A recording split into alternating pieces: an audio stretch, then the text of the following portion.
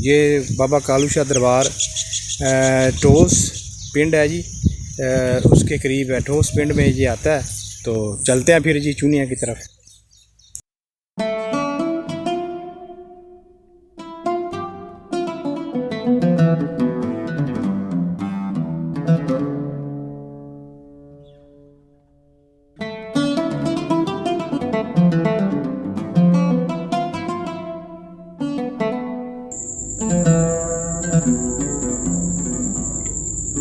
लो जी, इस दे नाल ही असी हुण चूनिया वास्ते साडे सफ़र का आगाज़ हो गया है।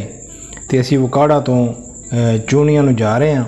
तो असी जा रहे हैं बाबा जी कालू शाह दरबार ते, जिहड़ा कि टोसा पिंड दे विच खलील नंबरदार मरहूम की ज़मीन दे विच है।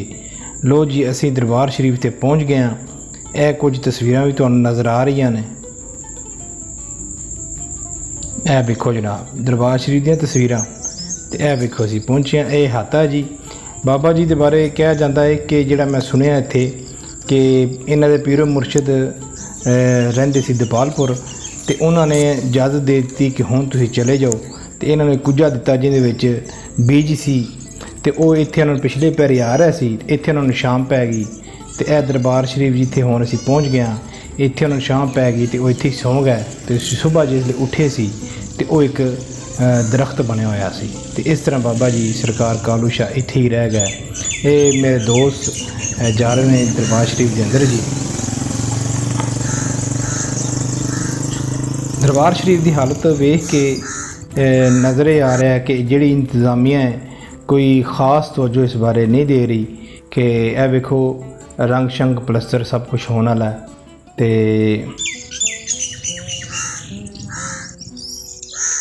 जो कुछ भी है दोस्तों तुहाडे सामने नज़र आ रहा है। तो मैं भी हुण जा रहा जी दरबार शरीफ के अंदर। है वेखो हालत कोई ज़्यादा बेहतर नहीं है। प्लस्तर वगैरह रंग शंग यह सारिया चीज़ां होने वालियां।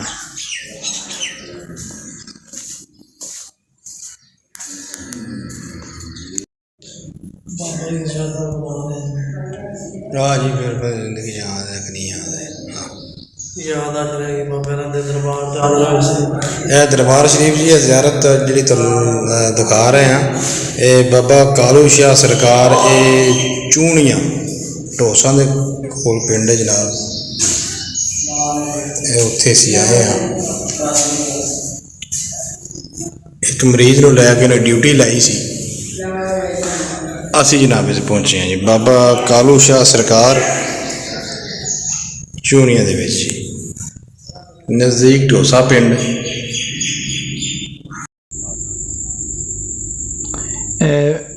तुहाडे सामने जिहड़े खड़े ने रशीद भाई, पिछे इमरान भाई ते बाबा जी मकसूद ने कि जिहड़े उम्र के लिहाज नाल ते बाबा जी नहीं, लेकिन पेशे के लिहाज नाल बाबा जी ने वो कोई रशीद भाई नूं समझा रहे ने गल्लां कोई। तो यह गल्लां मैं तुहानूं इत्थे नहीं दस सकदा। तो इत्थे दे कब्रिस्तान की सूरत हाल है वे कि जिहड़ा तुसीं सामने वेख रहे हो, ये काफ़ी जिहड़े ना सूरत हाल ज़्यादा कोई बेहतर नहीं है। तो इस बारे कुछ शायद गल कर रहे हैं। सामने दरबार शरीफ तो यह वन के दरख्त बहुत ज़्यादा ने। हो सकता उस वक्त जिहड़ा बी सी या दरख्त बनया होवे वो वन ही होवे, इस बारे नहीं पता। कब्रिस्तान दे विच माल मवैशी भी बने हुए ने, लेकिन है कि वनां दी ठंडी छां है ते बहुत ठंडा माहौल बनया होया है। हालांकि गर्मी, लेकिन जानवरों वास्ते इत्थे दे रहन वास्ते जिहड़े लोग ने उन्हां वास्ते ठंडी हवा चल रही है।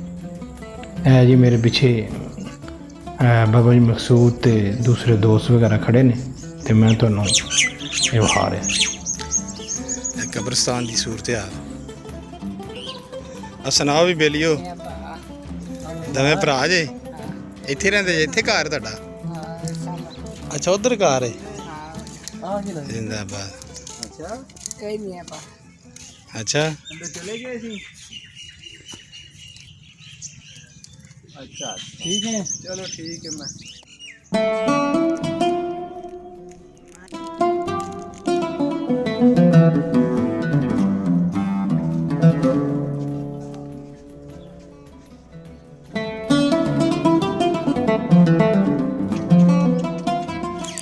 ਠੰਡੀ ਛਾਂ ਦੇ ਥੱਲੇ ਦਰਖਤ ਦੇ ਥੱਲੇ ਜਾਨਵਰ ਜਨਾਬ ਬੱਝੇ ਹੋਏ ਨੇ। ਬਾਰਿਸ਼ ਪਈ ਹੋਈ ਹੈ, ਜਾਨਵਰਾਂ ਵਾਸਤੇ ਠੰਡੀ ਛਾਂ।